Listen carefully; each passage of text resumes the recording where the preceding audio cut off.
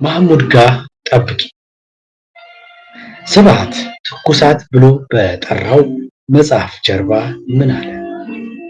ወጣቱን አለ ቢመር ሪቮሉሽን ታስነሳለህ፣ እጅግ ቢመር ራስን ታጠፋለህ። ለማንኛውም ወጣቱ እኔ ግን እልሃለሁ ወጣት ሁሉ ነገር ግን ራስን ከማጥፋት በፊት ፒያሳ ሂድ። ሐሳብህን ልትቀይር ትችላለህ።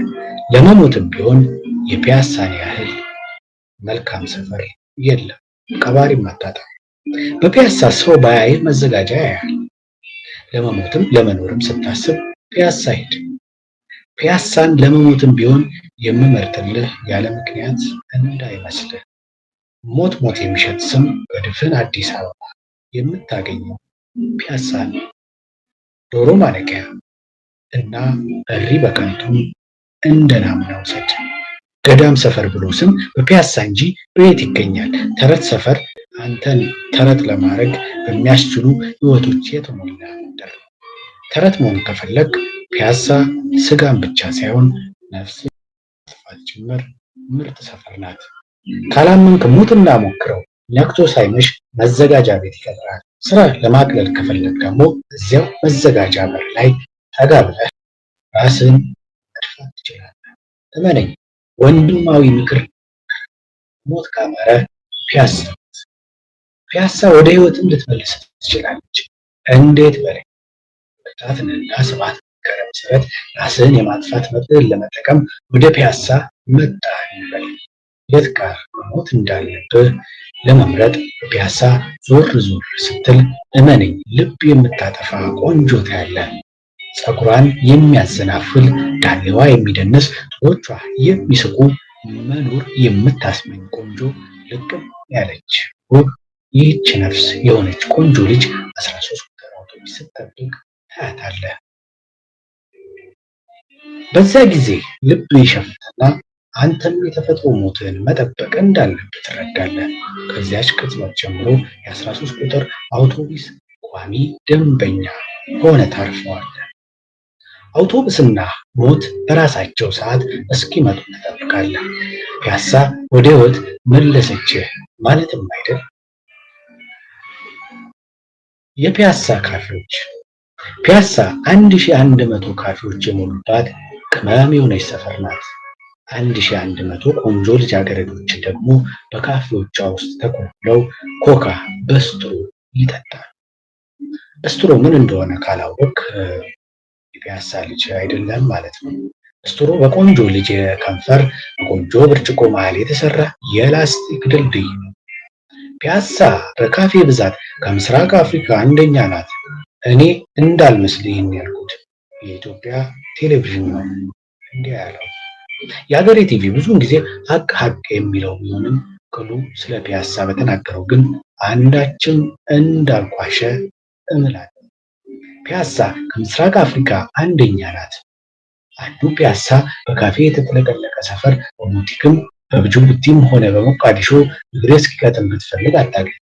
በድፍን አዲስ አበባም ቢሆን የፒያሳን ያህል ካፌ ያለው ሰፈር የት ይገኛል? ከአምፒር እስከ ቱራኮ ራስ መኮንን ድልድይ ብቻ እኮ በግራና በቀኝ የተሰለፉ ከ3 ደርዘን በላይ ካፌዎችን ሊቆጥርልህ ይችላል። በእርግጥ ቆንጆ ልጃገረዶችና ወርቅ ቤቶች በመሃል እየገቡ ቆጠራዬን አስተጓጉለውት ይሆናል። ቢሆንም እመነኝ ቁጥራቸው ከዚህ ቢልቅ እንጂ አያንስም። የፒያሳ ካፌዎች ልዩ ገጽታ ማለዳ፣ ረፋድ፣ ቀትር፣ ተስያትም ምሽት ሁልጊዜም ሙሉ ናቸው። ከ4 ኪሎ እስከ 6 ኪሎ ባሉ የካፌ በረንዳዎች ላይ ቁጭ ብለው ቡና እንደወረደ አዘው እየጠጡ ጋዜጣ በኪራይ የሚያነቡ አንዳንድ ምሁራን ግን ይህንን ጉዳይ ከመንግስት የትምህርት ፖሊሲ ጋር ሊያያይዙት ይሞክራሉ። በእነሱ እምነት የፒያሳ ካፌዎች ሞልቶ የሚፈሱት በሀገሪቱ ባለዲግሪ ሞልቶ በመፍሰሱ ነው። ወይ ባለዲግሪ ዜጎች የሚሰሩባቸው ፋብሪካዎች ከሌሉ የሚቀመጡባቸው ካፌዎች ይኖሩ ግድ ነው ይሉሃል እነዚህ የማካያቱ ምሁራን። እኔ ግን ይህ የፒያሳ ልዩ ከራማ እንጂ ሌላ ምንም ሊሆን አይችልም። እውቀትን እንደ ጠበል የረጨ መሪ ሲሞካሽ እንጂ ሊጠለጠል አይገባም እላለሁ። ለማንኛውም በፒያሳ ካፌዎች ውስጥ ፖለቲካና ሲጋራ ብዙም አይበረታታም። በፒያሳ ምርጥ ቡና ጠጥተህ ቀኑን ብሩህ ለማድረግ ካሻ እነ ማንኪራ እነ አፍሪካ እነ ቶሞካ አሉልህ። መጽሐፍ ይዘህ በሐረግ ተከበህ ወፎች እያሸበሸቡልህ ለመተከዝ ከፈለግ ኦመር ካያም አለልህ። ሌሊት ላይ ድንገት እንደ አራት ሴት ኬክ ቢያምርህ ላይቭ ካፌ አለ። 24 ሰዓት ፒያሳዎችንና ትውልደ ፒያሳዎችን ያገለግላል። አምሽቶ ያነጋል፣ አንግቶ ያመሻል። ቆንጆ ሻይ ከቆንጆ ልጃገረድ ጋር ተፋተህ ፉት ለማለት ካሻና ናምሩድ እነ ራዜል እነ ኢቪያን እነ ሳሬም እነ ኦስሎ እነ ኤፕቪው እነ ቱሪን እነ ዲጄስ እና ሃርድኮር ጉድ ታይምስ አሉልህ። በተለይ በቅርቡ እየተከፈተው ጉድ ታይምስ እንደ ደብል ፌስ ጃኬት አይነት ተፈጥሮ ነበር። ቀን ላይ ውብ ካፌኑ ይቆይና ማታ ላይ በፍጥነት ራሱን ቀይሮ ውብ ባር የመሆን ልዩ ጥበብ ነበረው። የእንትን ሰፈር ልጆች ያለ ሰፈራቸው ወጥተው በቡዳ በሉት መሰለኝ ሰሞኑን ተቃጠለ። ነፍስ ይማር። ፎቅ ላይ ቂብ ብለህ ፒያሳንና ዜጎቿን ቁልቁል እየገረምካቸው ለመዝናናት ካሻ አራዳ ላይ የተሰጡ መዝናኛዎች አሉ። እነ አራዳ እነ ሲድኒ ትዊንስ እነ ቤስት በፒያሳ ከባህር ጠለል ላይ በምናምን ሺህ ጫማ ካፌዎች ናቸው። እንደ ዳሎል ከፒያሳ ጠለል በታች ተከብሮ ያለ ካፌ ቼንትሮ ይሰኛል። ከቼንትሮ ማዶ ደግሞ ትራይኑን ያፈጥብሃል። ትራይኑን ካፌ በረንዳ ላይ ቁጭ ካልክ 5 ኪሎ ቅድስተ ማርያም እና ካሳንቺስ 22 ማዞሪያ በአቋራጭ የሚጮሁ ታክሲዎች ከእግር ስር ውር ውር ሲሉ ይታያል። የወያላና ሹፌር ፍቅር ምን እንደሚመስል ይታዘባለህ። አንድ የታክሲ ወያላ ሮድ ለማሸነፍ ሩቅ ምስራቅ ድረስ የሚሰማ ድምፅ ሲያወጣም ትመለከተዋል። ያን የሚያህል የድምፅ ጉልበት ያለ ነዳጅ ኃይል የሚወጣባት ብቸኛ ሀገር ኢትዮጵያ እንደሆነች አይተህ ትፈርዳለህ። ያን እያሰብክ ይህን እየታዘብክ የሞቀ ማኪያቶ ይቀዘቅዛል። ፒያሳ 3 አይንን ከገለጥክላት ታፈዛለች። ፒያሳ መሐሙድ ሙዚቃ ቤት ወረድ ስትል የመሐሙድ የሥራ ባልደረቦች በቁብ ገብተው ለፒያሳ ያበረከቱትን ካፌ ታገኘዋል። ሚውዚክ ካፌ ተብሏል። በርካቶች እንደምታስታውሱ ተስፋ አድርጋለሁ።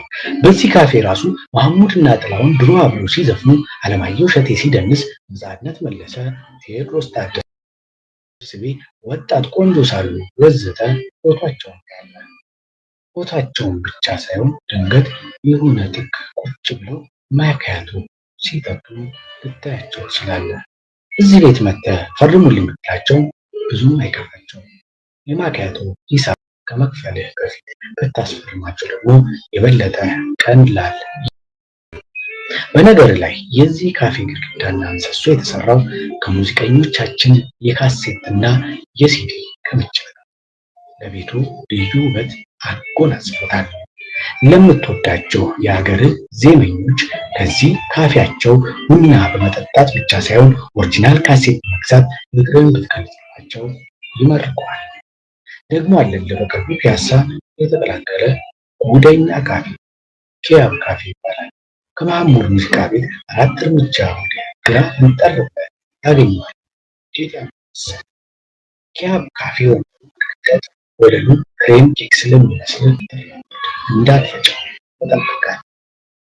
የወለሉ ውበት ግመጡን ያሰኛል። ቻል አድርገው።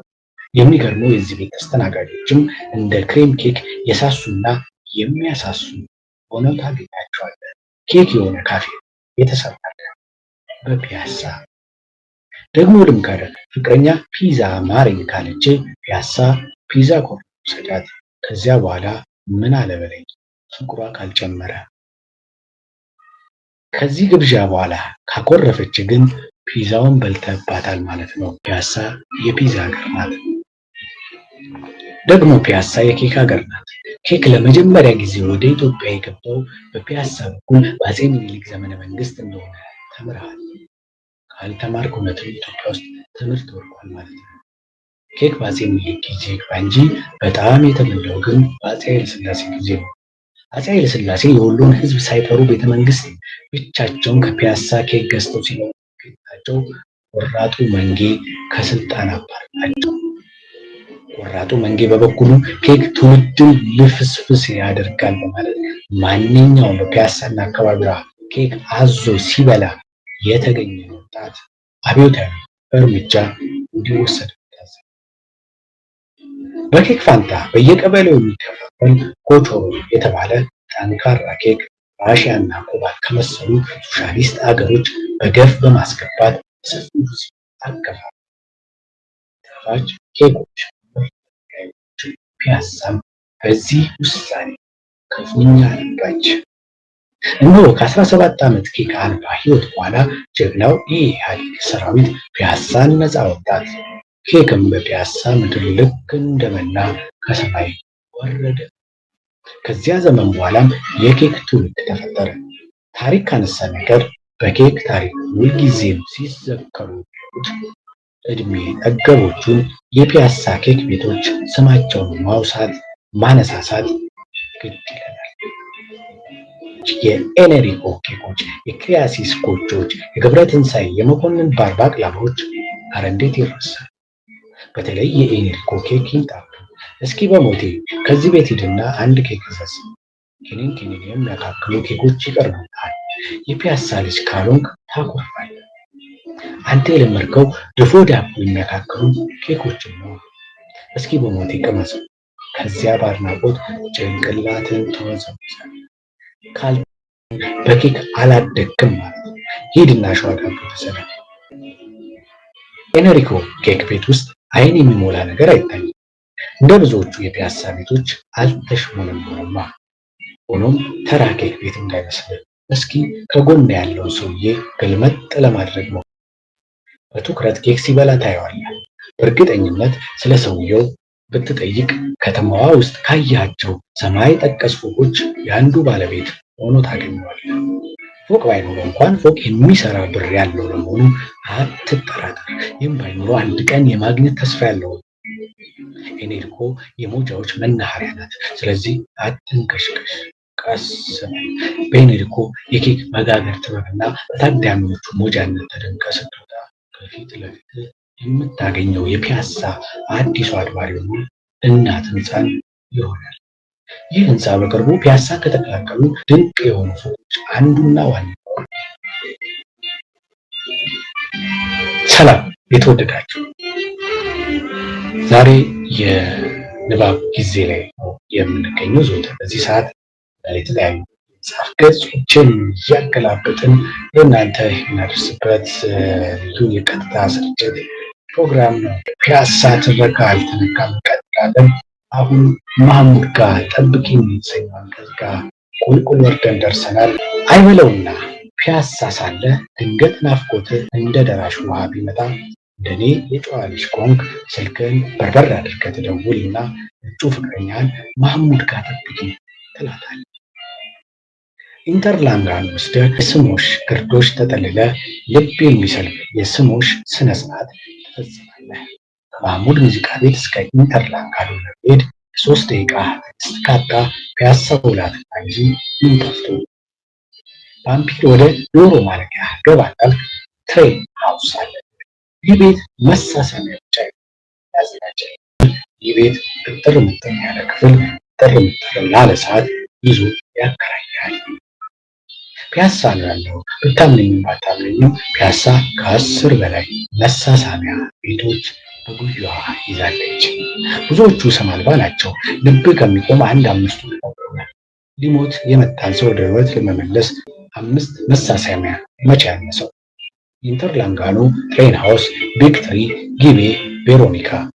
መሐመድ ጋር ቀጠሮ መያዝ እጅግ የሚመከር እንደሆነ በዚህ አጋጣሚ ሳልነግርህ አላልፍም። ለምን በለኛ። አንደኛ፣ ከመሐሙድ ሙዚቃ ቤት የሚለቀቁ የመሐሙድ ትዝታዎች በቀጠሮ ያስደገፈችህን ልጅትና የደረሰችብህን ብስጭት የሚያስታግስ ኃይል አላቸው። ሁለተኛ፣ የመሐሙድ ወዳጅ የነበረው ጥላሁን ገሰሰ ቀጠሮ ይከበር ሲል ያንጎራጎረውን ዜማ ሊከፍቱልህ ይችላሉ። ሶስተኛ መሐሙድ ጋር አስተውለህ ከሆነ ብዙ ቆነጃጅት ጥቂት ኮበሌዎች ቆመው የሚጠብቁበት ስፍራ ነው። ማነው ቃል እድለኛ ከሆንክ ፍቅረኛዋ ከፍቶባት የተበሳጨች ልጃገረድ ይዘህ እብስ ልትል ትችላለህ። አዲስ አበባ ቀጠሮ ቦታ ሴቶች ቢያንስ 40 ደቂቃ አርፍደው እንደሚገኙ ሳታስተውል አልቀርም። መሐሙድ ጋር ግን ለምን እንደሆነ ባላውቅም አረፈዱ ቢባሉ ከ38 እስከ 39 ደቂቃ ነው። ቢያረፍዱብህም ከፊት ለፊት ብዙ የሚታይና የሚያዘናጋ ነገር ስላለ ሰዓቱ አይታወቅም። ምሳሌ ለመጥቀስ ያህል ትልቁ የሀገራችን የሕዝብ ሽንት ቤት የሚገኘው መሐሙድ ሙዚቃ ፊት ለፊት ማዶ ነው። ግርማዊነታቸው የፈረንሳይ የሥነ ሕንፃ ባለሙያዎችን አስመጥተው ይህን ዘመናዊ የሕዝብ ሽንት ቤት ያሰሩት። እውነቴን ነው። ካላመንክ አቶ ፍቅሩ ኪዳኔ የጻፉትን የፒያሳ መጽሐፍ አንብቡ። ብዙዎች የአዲስ አበባ ሰፈሮች ለዜጎቻቸው መጸዳጃ ይሆን ዘንድ የሰው ቤት አጥር እንጂ እንደ ፒያሳ የሕዝብ ሽንት ቤት አላሰናዱም። ፒያሳ ግን ገና ድሮ ኢትዮጵያ ውስጥ ሽንት እንኳን ሳይገባ ሽንት ታስቀምጣለች። ይህንን የሕዝብ ሽንት ቤት በቀን 3000 ሰዎች ይሰሩታል። በቀን 3000 ሰዎች ይሰሩታል። በወር 300 ሺህ ያልተጣራ ገቢ ለሀገር ያበረክታል። እደግመዋለሁ፣ በቀን 3000 ሰዎች ይሰሩታል። መሐሙድ ጋር ቆመህ ስታበቃ ከእነዚህ 3000 ዜጎች ከፊሎቹን ማየት ትችላለህ። ሽንታቸው እንዳያመልጣቸው የሰቁ አዛውንት ምንትሳቸውን በእጃቸው ደግፈው በሌላ እጃቸው ምርኩዛቸውን ይዘው ወደዚህ ሽንት ቤት እየተናደዱ ሲገቡ እያየህ መሳቅ ትችላለህ። ከፈለግ ሰው የተፈጥሮን ጥሪ ለመመለስ እንዲህ እንደሚጣደፈው ለቀጠሮ ምን አለ ተመሳሳይ ጥድፊያ ቢያሳይ እያልክ ትፈላስፋለህ።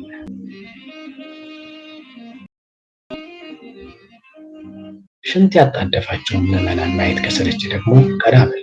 ዓይንህ ከህዝብ ሽንት ቤት ወደ ህዝብ ሶኒክ ስክሪን ይወረወራል። ፒያሳ በቅርቡ ራሷን ከእህት ከተሞች ጋር ማስተካከል ያስተከለችው ይህ ትልቅ ዲጂታል ስክሪን የማያሳይ ነገር የለም። ከቶኒ አባሮሽ ጨዋታ ጀምሮ እስከ ህገ መንግስቱ አንቀጾች ትነትንልሃል። ህገ መንግስቱ የብሔር ብሔረሰቦችን እኩልነት እንዴት እንዳስከበረ ካልገባ አንቀጽ በአንቀጽ ያስረዳል። ትንሽ ከቆየም የሴቶች የእኩልነት በአገራቸው አያሌው እየሰፈነ እንደሆነ ያሳይሃል። ይህኔ ከሴት ጓደኛ ጋር ያስከው ቀጠሮ ትዝ ይልሃል። ሶኒክ ስክሪኑ ላይ በሚታየው የህገ መንግስቱ አንቀጽ ውስጥ እንዲህ የሚል ነገር እንዲካተትለት እንመኛለን።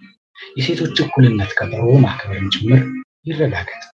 ዓይንን ከሶኒክ ስክሪኑ ስትነቅል የቀጠርካት ልጅ አበባ መስላ ፒያሳ ምድር ድንገት ከተፍ ትላለች። ጉንጮችን ሳም ሳም ቅፍ ከፍ ስታደርግህ ንዴትህ በፒያሳ ሰማይ ላይ ሲተን ታያለህ። ድንገት ድራሽ አባቱ ይጠፋል። ጭራሽ ቀጠሮ ማርፈዷ ተዘንግቶ አንተው ራስህ ያረፈድክ መስሎ ብዙ አስቀየምኩሽ እንዴ ልትል ይቃጣል። በፒያሳ